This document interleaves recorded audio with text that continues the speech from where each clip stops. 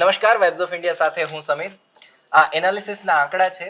વાવમાં ભારતીય જનતા પાર્ટીને, કોંગ્રેસને કેટલા મત મળ્યા છે, માવજીબા પટેલને કેટલા મત મળ્યા છે, આ બધું જ ગણિત અહીંયા છે. સામાન્ય રીતના આપણે જોઈએ ને તો આ બધા આંકડાનું કેલ્ક્યુલેશન છે એ ભારતીય જનતા પાર્ટી, કોંગ્રેસ અને માવજીબા તરફથી જો કદાચ ને કોઈ હોય તો એ કરતા હોય છે.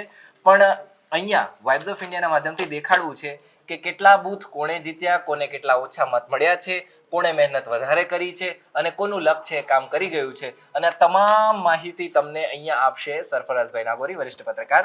સરફરાઝભાઈ, પ્લીઝ સ્ટાર્ટ. કે ઘણા બધા આંકડાઓ છે, ગુજરાતની જનતાને જોવા છે અને રાજકીય નેતાઓને, કાર્યકર્તાઓને પણ સમજવા છે કે કઈ રીતના રહ્યું છે, એટલે એમની મહેનત ઘટી જાય અને આંકડા ગુજરાત જોઈ લે. નિશ્ચિતપણે તેના માટે આપણે બે પ્રકારે આખું એનાલિસિસ કર્યું છે. જી. એક તો આપણે મેળવ્યા છે 2024ની લોકસભા ચૂંટણી વખતે વાવ વિધાનસભામાં થયેલ મતદાનના આંકડા. એમાં કોને કેટલા બૂથો જીત્યા હતા અને કોને 100 થી કયા બૂથ પર 100 થી ઓછા મત મળ્યા હતા. 100 થી ઓછા મત એટલે કે બે આંકડા વાળા બૂથ કોના કેટલા, ભાજપ કોંગ્રેસના, અને કોને કેટલા બૂથ જીત્યા હતા. એ જ પ્રકારનું એનાલિસિસ આપણે કર્યું છે.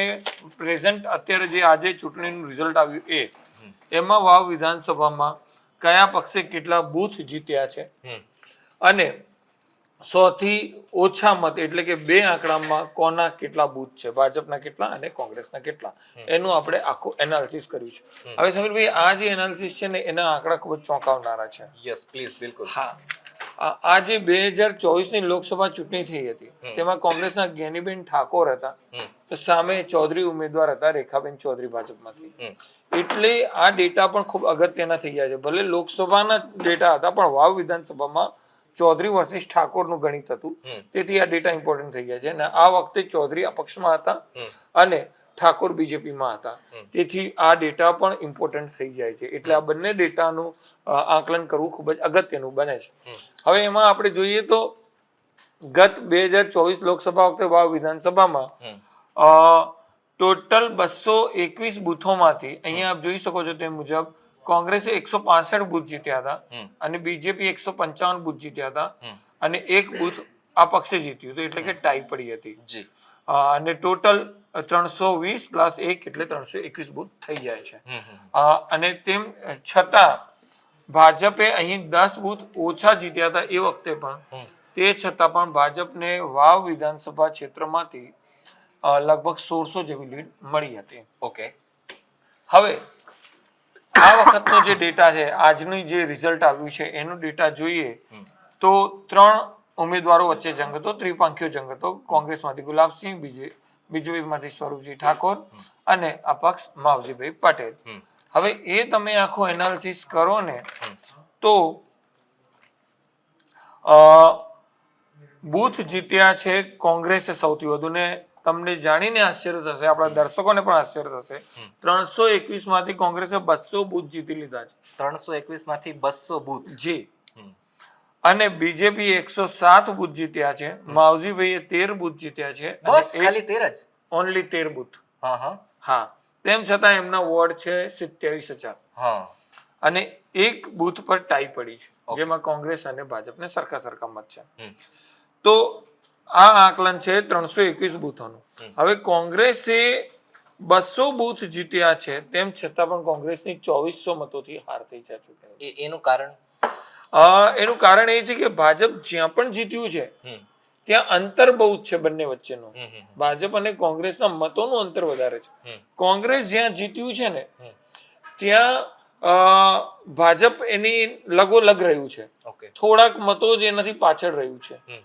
એ એક રીઝન છે. અને એના કારણે વધુ બૂથ જીતવા છતાં પણ કોંગ્રેસ હાર્યું છે. જો કે વધુ બૂથ છતાં કોંગ્રેસ હારી હોય આ પહેલો બનાવ નથી.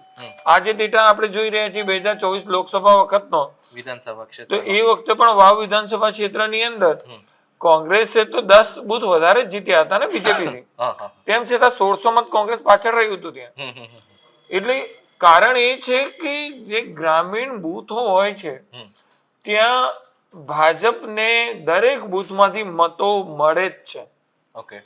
અને એના કારણે અંતર ભાજપ કોંગ્રેસ વચ્ચેનું ઓછું રહે છે. ભાજપ પાછળ રહ્યું હોય ને તોય ત્યાં એને કોંગ્રેસને ફાઇટ મજબૂત આપી જ હોય એ બૂથમાં પણ. જ્યારે કોંગ્રેસનું કેવું થાય છે કે જે બૂથ જીતે છે હમ. તો એની થોડા ઘણા મતોથી જ બૂથ જીતે છે કોંગ્રેસ, હમ. અને હારે છે તો બહુ લાંબા અંતરથી બૂથ હારે છે. ઓકે. જે બૂથો લાંબા અંતરથી કોંગ્રેસ હારી જાય છે એ જ એનું કારણ છે કે કોંગ્રેસ એ હારે છે. હમ.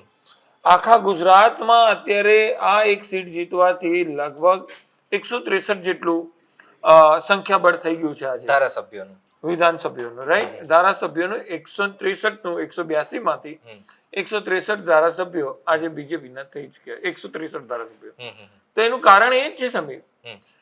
કે કોંગ્રેસ જે બૂથ હારે છે ત્યાં બહુ લાંબા અંતરથી હારે છે, હમ. હમ. અને બીજેપી જે બૂથ હારે છે એ માઇનોર વોટોથી હારે છે. હમ.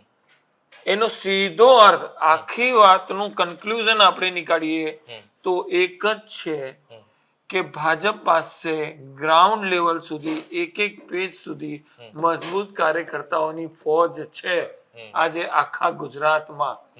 એ જ એમની જીતનું એક રહસ્ય છે. અને આ ડેટા એ પણ એ જ દર્શાવે છે કે એક તરફ 107 બૂથ જીતવા વાળો 2400 મતથી ચૂંટણી જીતે છે, 200 બૂથ જીતવા વાળો એ ચૂંટણી હારે છે. અને બીજી બાજુ તમે જુઓ તો આખી જે હાર જીત છે એ તમે જોશો તો બૂથની હાર જીત જે છે એ પણ ભાભર બેલ્ટ નક્કી કરી છે. ઓકે. ભાભર બેલ્ટની અંદર તમે જોશો આ 2024 વખતે વાવ વિધાનસભામાં શું થયું હતું તો તમે જોશો તો હું આપને અહીંયા જણાવીશ. 14 રાઉન્ડ જ્યારે પૂરા થાય છે એના પછી ભાભર બેલ્ટ શરૂ થાય છે. 15મા રાઉન્ડ થી જે ભાભર બેલ્ટ શરૂ થાય છે એટલે કે 197 બૂથ નંબર થી. તો હવે 197 નંબર બૂથ થી આપણે ગણીએ તો 2024 વખતે વાવ વિધાનસભામાં આ 197 આપ જોઈ શકો છો. એ વખતે 197 નંબરનું બૂથ આવ્યું ત્યાં સુધી ભાજપે 106 બૂથ જીતેલા હતા અને કોંગ્રેસે 90 જીતેલા હતા. પરંતુ કોંગ્રેસ અંતમાં આ 90 માંથી 165 પહોંચે છે અને ભાજપ 155 રહી જાય છે. કેમ? કારણ કે ભાભર બેલ્ટમાં કોંગ્રેસ બહુ જ સારા એવા બૂથો જીતે છે, જેના કારણે ભાભર બેલ્ટ થી જે લીડ કોંગ્રેસને મળી હતી એને હાર જીતનું અંતર એ વખતે ઘટાડ્યું હતું. માત્ર 1600 મતોથી વાવ વિધાનસભામાં કોંગ્રેસ પાછળ રહ્યું હતું. આ વખતે શું થયું છે તો આ વખતે તમે જોશો તો સ્વરૂપજી જે ઠાકોર જે છે એમને 15મા રાઉન્ડ થી ગજબ ગેઇન કર્યો છે. એમને તમે જુઓ 15મા રાઉન્ડ થી એમને બહુ જ સારા એવા બૂથો જીત્યા છે. આ એનો ડેટા છે, બરાબર? અને એ જ એક કારણ છે કે ભાભર બેલ્ટમાં આ વખતે આ ચૂંટણીમાં ભાજપે ખૂબ સારું પરફોર્મન્સ કર્યું. ઠાકોર મતદાતાઓએ સ્વરૂપજી ઠાકોરને ખોબલે ને ખોબલે મત આપ્યા.